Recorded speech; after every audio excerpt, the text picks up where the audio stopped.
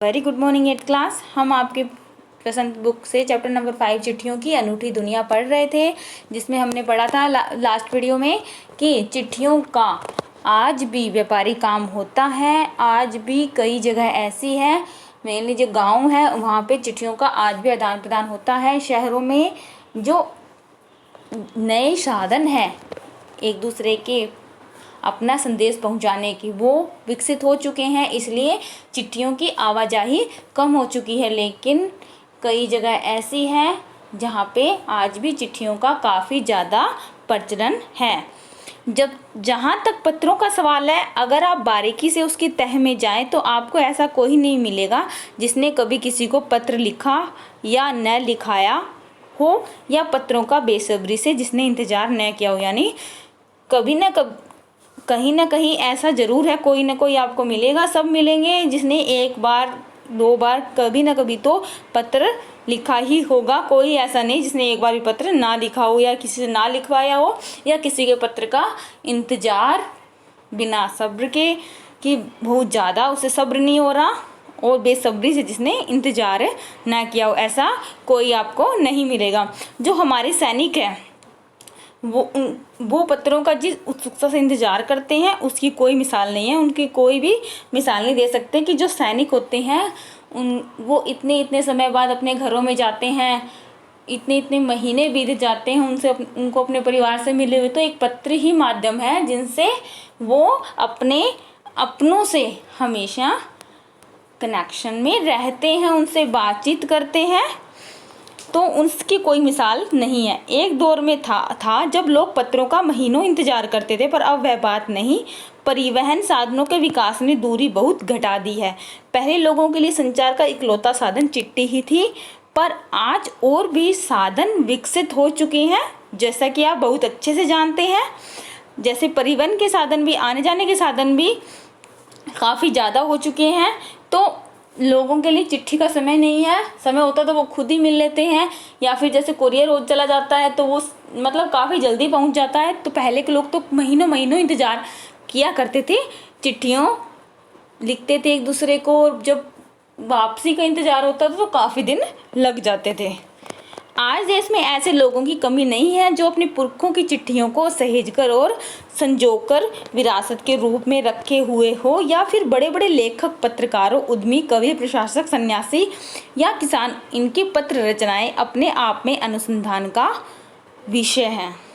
कि आज देश में बहुत से लोग हैं, कमी नहीं है, काफ़ी लोग हैं जो अपने पूर्वजों की चिट्ठियाँ हैं, जो उनके जो खुद के पूर्वज थे, उनके घर के जो बड़े थे, उनकी चिट्ठियों को सहेज कर संभाल कर रखे हुए हैं, विरासत के रूप में हैं। जो बड़े बड़े लेखक, पत्रकार, उद्यमी, जो कवि, वो जो उद्यमी काम बिजनेसमैन बोलते हैं उनको, कवि, प्रशासक, सन्यासी या किसान, इनकी पत्र रचनाएं अपने आप में अनुसंधान का विषय है, अपने आप में काफ़ी अच्छी बात है। अगर आज जैसे संचार साधन होते तो पंडित नेहरू अपनी पुत्री इंदिरा को फ़ोन करते, पर तब पिता के पत्र पुत्री के नाम नहीं लिखे जाते, जो देश के करोड़ों लोगों को प्रेरणा देते हैं। अब वो कह रहे हैं जो पूर्वज की धरोहर विरासत के रूप में सहेज कर संभाल कर रखे हुए हैं, क्या हम आज के समय में जो SMS, व्हाट्सएप चल रहे हैं, क्या हम संभाल के रख सकते हैं? नहीं, SMS डिलीट हो जाते हैं, हम खुद डिलीट कर देते हैं।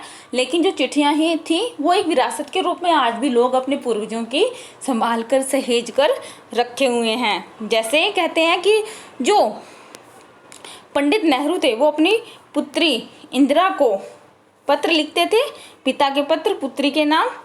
लेकिन अगर आज के समय में करते तो वो सीधा फ़ोन करते कि नेहरू अपनी पुत्री इंदिरा गांधी को फ़ोन कर रहे हैं। लेकिन ऐसा पहले के समय में होता था, तब पिता के पत्र पुत्री के नाम लिखे जाते थे।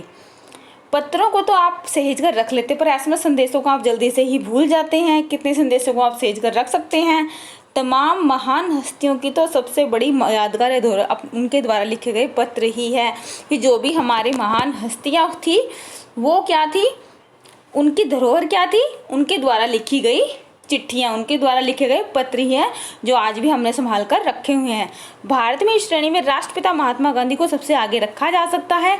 दुनिया के तमाम संग्रहालय जानी मानी हस्तियों के पत्रों का अनूठा संकलन भी है। जो दुनिया के तमाम जो संग्रहालय यानी जो अनेक चीज़ें संग्रह करते हैं, अनेक अनूठी चीज़ें विरासत के रूप में जो वाली रहती है, जो तो बड़ी बड़ी हस्तियों के पत्रों का वो अनूठा संकलन भी करते हैं, उनके पास होती है नई बड़ी बड़ी हस्तियों के लिखे गए पत्र। तमाम पत्र देश, काल और समाज को जानने समझने का असली पैमाना है। भारत में आज़ादी के पहले महासंग्राम के दिनों में जो कुछ अंग्रेज अफसरों ने अपने परिवारजनों को पत्र में लिखे, वे आगे चलकर बहुत महत्व की पुस्तक तक बन गए। इन पत्रों ने साबित किया कि यह संग्राम कितनी जमीनी मजबूती लिए हुए। अब इसमें यह भी कहा गया है कि आज़ादी के दिनों में जो कुछ अंग्रेज अफसर थे वो अपने परिवारजनों को पत्र लिखा करते थे, वह तो आगे चलकर एक महत्व की एक अच्छी सी बुक भी बन गई, यानी किसी समय में लिखे गए पत्र वो आज के समय में एक पुस्तक भी बन गए हैं जो हमारे लिए एक तरह से प्रेरणादायी होते हैं। ये इन पत्रों ने साबित कर दिया कि जो संग्राम, जो युद्ध कितनी ज़मीनी मजबूती लिए। इससे हमने क्या हुआ, अपनी धरोहर से जुड़ने का मौका मिलता है इन चिट्ठियों से। तो आप जान गए होंगे कि चिट्ठियाँ, पत्र कुछ छोटी मोटी बात नहीं होती, यह हमें पूर्वजों से, अपनी धरोहर से, ज़मीनी मजबूती से एक तरह से हमारा रिश्ता मजबूत बनाती है। महात्मा गांधी के पास दुनिया भर से तमाम पत्र केवल महात्मा गांधी इंडिया लिखे आते थे और वे जहाँ भी रहते थे वहाँ तक पहुँच ही जाते थे। आज़ादी के आंदोलन की कई अन्य दिग्गज हस्तियों के साथ भी ऐसा ही होता था कि महात्मा गांधी के जो तमाम पत्र होते थे, जहाँ से भी आते थे, वो इंडिया लिखा होता था एड्रेस, और वे जहाँ भी रहते थे गांधी जी वहाँ पर पहुँच ही जाते थे। इनका एक पर्टिकुलर एड्रेस नहीं होता था, इंडिया के नाम से होते थे, जहाँ भी विदेशों से उनके लिए पत्र आते थे। और जो अन्य हस्तियाँ थी, दिग्गज बड़ी बड़ी हस्तियाँ थी, उनके साथ भी ऐसे ही होता था। गांधी जी के पास देश दुनिया से बड़ी खबरों में पत्र पहुंचते थे, पर पत्रों का जवाब देने के मामले में उनका कोई जोड़ नहीं था। कहा जाता है कि जैसे उन्हें पत्र मिलता उस समय उनका जवाब भी लिख देते थे, अपने हाथों से ही ज़्यादातर पत्रों का जवाब देते थे।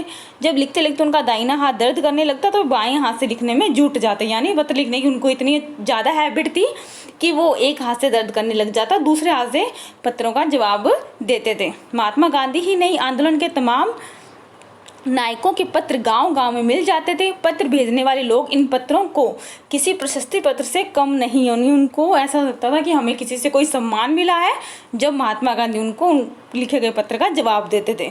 और कई लोगों ने तो इन पत्रों को फ्रेम करवा कर रख लिया। यह है पत्रों का जादू। यही नहीं, पत्रों के आधार पर ही कई भाषाओं में जाने कितनी किताबें लिखी भी जा चुकी हैं, जो पत्रों के आधार पर। यानी अब आप समझ गए होंगे कि पत्र हमारे लिए कितने महत्वपूर्ण हैं।